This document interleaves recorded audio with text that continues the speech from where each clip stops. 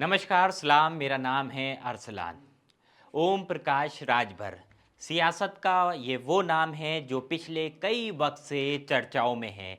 लेकिन ओम प्रकाश राजभर चर्चा अपने बयानों को लेकर, अपने दावों को लेकर तो खूब रहते हैं, लेकिन अब चर्चा ओम प्रकाश राजभर की इसलिए हो रही है कि क्या ओम प्रकाश राजभर घोसी चुनाव हारने के बाद भी मंत्रिमंडल में उनको शामिल किया जाएगा? क्या योगी मंत्रिमंडल में ओम प्रकाश राजभर शामिल होंगे? और जिस दारा सिंह चौहान को वो सपा से निकाल कर भाजपा में लाए हैं, जिनको घोसी में प्रत्याशी बनाया गया, उम्मीदवार बनाया गया और उनको चुनाव लड़ाया गया और वो चुनाव लड़ने के बाद हार गए, तो क्या वो दारा सिंह चौहान भी मंत्रिमंडल में शामिल हो सकेंगे?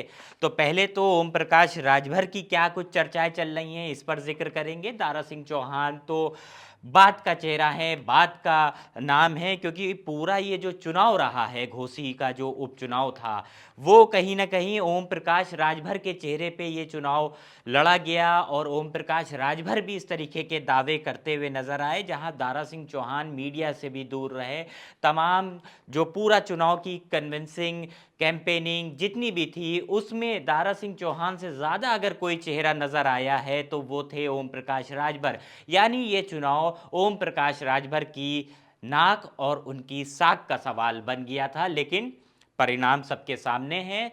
समाजवादी पार्टी ने बम्पर जीत वहां से हासिल करी है। समाजवादी पार्टी के प्रत्याशी सुधाकर सिंह ने लगभग 43,000 यानी 42,000 से ज़्यादा वोटों से जीत हासिल करी थी और लगभग कहा जा सकता है कि 43,000 मतों से उन्होंने घोसी के उपचुनाव में जीत हासिल करी है। इसके बाद अब ये चर्चा है कि क्या ओम प्रकाश राजभर मंत्रिमंडल में शामिल होंगे। तो इस तरीके की कई जो बयानबाजियां हैं वो अब सामने आ रही हैं। लेकिन अब जो चर्चा है, जो सियासी खेमे से जो चर्चा, जो बातचीत निकल कर आ रही है, वो ये है कि ओम प्रकाश राजभर जो अपनी साख और अपनी नाक इस चुनाव में नहीं बचा पाए हैं, उनके पास एक आखिरी विकल्प बचा है और वो आखिरी विकल्प है कि सुहेल देव भारतीय समाज पार्टी यानी जो सुभाषपा है, उसको अब वो बीजेपी में विलय कराए। मतलब उनकी जो पार्टी है सुभाषपा, उसका विलय भारतीय जनता पार्टी में हो। इसीलिए हम कह रहे हैं राजभर के पास विलय का ही जो विकल्प है वो आखिरी बचा है। हालांकि ओम प्रकाश राजभर अभी भी फुल कॉन्फिडेंस में हैं और फुल जोश में नजर आ रहे हैं। जब उनसे इस चुनाव में हार के बाद पूछा गया कि क्या आप अब भी मंत्रिमंडल में शामिल होने जा रहे हैं, क्या इस तरीके की कोई बातचीत अंदर खाने में चल रही है, तो सोहेल देव भारतीय समाज पार्टी के यही अध्यक्ष यानी ओम प्रकाश राजभर का क्या कहना है, अब हम आपको वो सुनवाने जा रहे हैं। ओम प्रकाश राजभर की ये बाइट है, राजभर का क्या कहना है ये सुनिए। ये एनडीए में हम सब लोग शामिल हैं। जो एनडीए के मुखिया हैं माननीय नरेंद्र मोदी जी, अमित शाह जी, जेपी नड्डा जी, ये लोग ना मालिक हैं कि ये लोग मालिक हैं। मतलब मंत्री आप बनेंगे? धैर्य रखिए, दिल थाम के। और जो लोग परेशान हैं उनसे भी कहिए कि आपके माध्यम से उनसे भी कह रहा हूं कि दिल थाम के बैठो, कहीं कलेजा ना फाट जाए। उनसे कह दीजिए दिल थाम के बैठे, नहीं कहीं फाट नहीं जाए, मतलब हार्ट अटैक ना हो जाए। शीर्ष नेताओं पे विश्वास है आपको कि आप लोग मंत्री बनेंगे? बिल्कुल बनेंगे, काहे नहीं बनेंगे, 100%। बिल्कुल।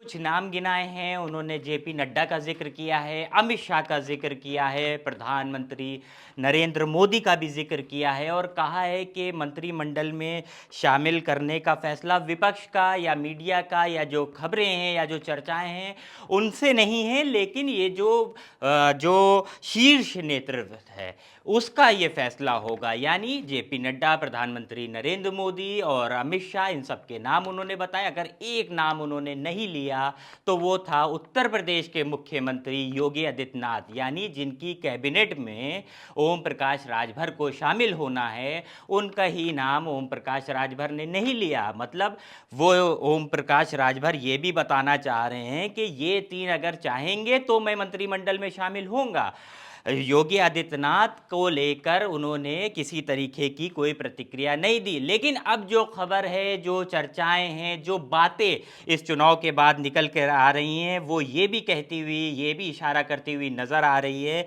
कि सपा की जीत में भी योगी आदित्यनाथ की खुशी छुपी हुई है। ये हम क्यों कह रहे हैं? ये जो अंदर खाने की खबरें हैं वो बता रही हैं। और इसकी वजह क्या है, मतलब दलील इसके पीछे क्या दी जा रही है, वो ये दी जा रही है। आपको याद होगा, आज से कुछ महीने पहले पीछे जाइए, जब ओम प्रकाश राजभर, अखिलेश यादव, समाजवादी पार्टी और उसके नेताओं पर हमलावर हो रहे थे। हालांकि वो तब तक भारतीय जनता पार्टी में नहीं शामिल हुए थे, मतलब एनडीए में उन्होंने नहीं शामिल हुए थे, और जो है एक घटक दलों के तौर पर एनडीए के वो नहीं देखे जा रहे थे।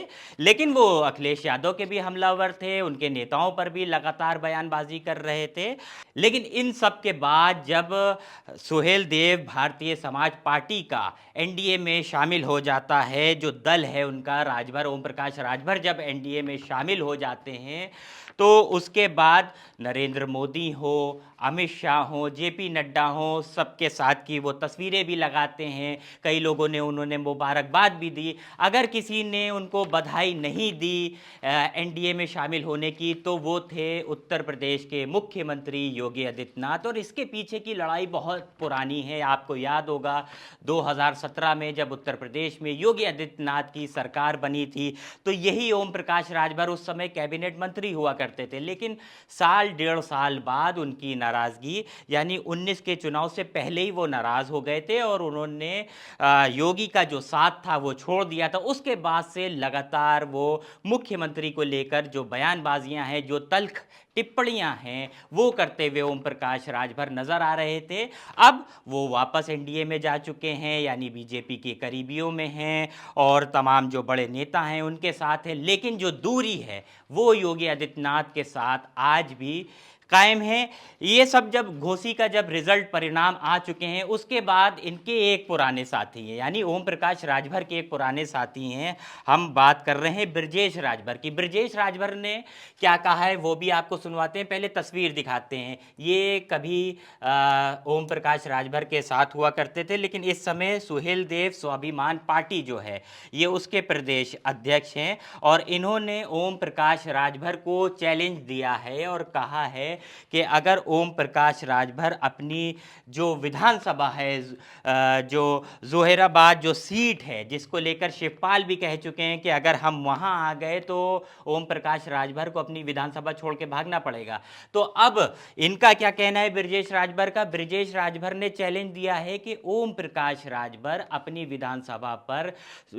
विधानसभा से इस्तीफा दे ले और वहां पे चुनाव करा के देख ले, वो उनको अपनी विधानसभा पर भी हार मिलेगी। यानी ओम प्रकाश राजभर जो कहीं ना कहीं पिछले लंबे वक्त से सियासत का केंद्र थे, कई तरीके की बयानबाजियां दे रहे थे, चैलेंजेस कर रहे थे, यहाँ तक कि घोसी जहाँ राजभर और चौहान को अगर मिला ले 1 लाख वोट होता है, चौहान वहाँ प्रत्याशी था और राजभर जो ओम प्रकाश राजभर हैं वो अपने समाज की ठेकेदारी पूरी तौर पे लिए हुए थे कि राजभर जो है वो ओम प्रकाश राजभर के साथ है और राजभर वोट बीजेपी में जा रहा है। लेकिन इस तरीके का जो परिणाम था वो नहीं सामने आया।